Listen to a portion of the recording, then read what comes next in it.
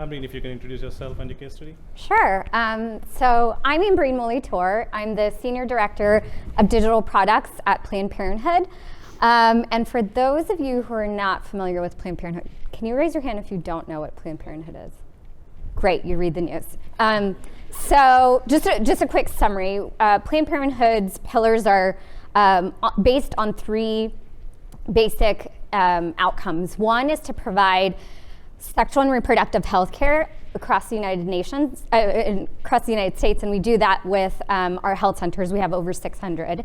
The second is to advocate for those rights, and that's where you see a lot of the policy making that we perform. And then the third is to provide free and accurate sex ed across the US, but also through digitally in a global way. And just to focus in on that third pillar, that is essentially the outcome of Rue. And Rue is our sex ed chatbot that we launched 5 months ago. It's for teenagers ages 13 to 17, and it allows you to ask questions anonymously around consent, relationships, puberty, anything that you're embarrassed to ask anyone in real life or Google.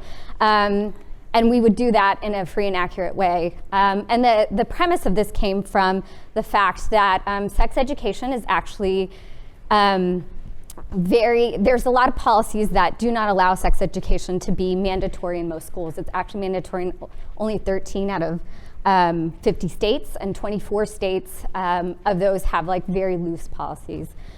And the other thing is a lot of people, specifically teenagers, 84% of teenagers are looking at and trying to answer questions online, and they do that by Googling, they go on YouTube, and they connect with folks on forums, which is great, but a lot of misinformation happens out there. And so with Rue, we were able to basically, in a year and a half, spend a lot of time conducting research on both the technology and the staff that we'd like to use, and both simultaneously talking to teenagers and understanding what they would want to do. This is, to summarize this slide, it's a lot of words, but what we ended up doing in our solution is basically a lot of the presentations at the beginning were, which is we leave the back end technology to Bold, and we do a lot of our front end work, which is what we're good at, which is we have educators, we have staff that look at the content. So we analyze content daily, we analyze content weekly, we analyze content monthly, and we train Brew constantly to answer questions precisely. We've done it so much that we have a 1% failure rate.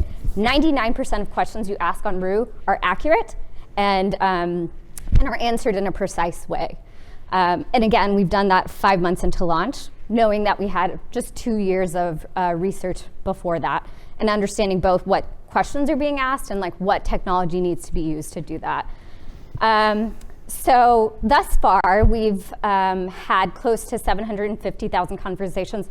I actually looked at the number this morning. We're close to 800,000.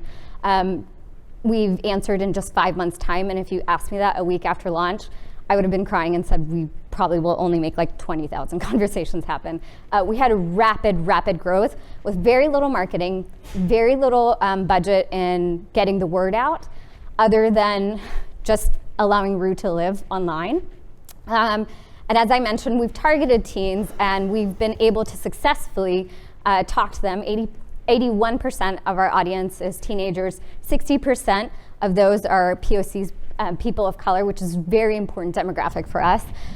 We've had over 1,000 appointments based on these conversations booked at our health centers to help people proactively facilitate any results that they were seeing or symptoms that they were checking up on. And essentially what we've learned in the 5 months' time, which is the most interesting thing, is that teenagers are really curious and wanting to know where they sit on the spectrum of normalcy. When it spans, and if you are not ready to talk about sex, here we go. So it spans the spectrum of normalcy from boys wanting to know what like a normal penis size is, to what is the average age of losing their virginity, to consent is a really big topic for teenagers. They're very afraid to make decisions right now because they don't know how to ask, and they are afraid to understand how to do things correctly without agitating or irritating or disrespecting someone. So what they're trying to figure out is what is normal, what is the right thing to do, which is really mature for them to be proactive in looking at. And I think it's fascinating because I was a teenager once, and I think I spent most of my time as a teenager wanting to know that I was normal. And normal was like the word everyone is obsessed with as a teenager. That's what they want to be. And this sort of validates it based on the questions that are being asked. The last one is the most fascinating thing.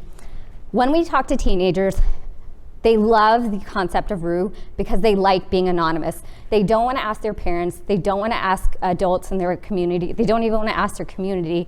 But something that was even more fascinating is a second layer is like they don't want to ask Google. They don't want to ask YouTube. They don't want to ask Facebook because they feel like Google is watching them. They feel like Facebook knows everything, and they don't want any of them to know what they're saying. So being anonymous is critical for them. It's very important for our users, and it feels safe for them. And I think that has been the secret to our success, on top of being able to accurately answer questions that they've been so afraid to ask prior to.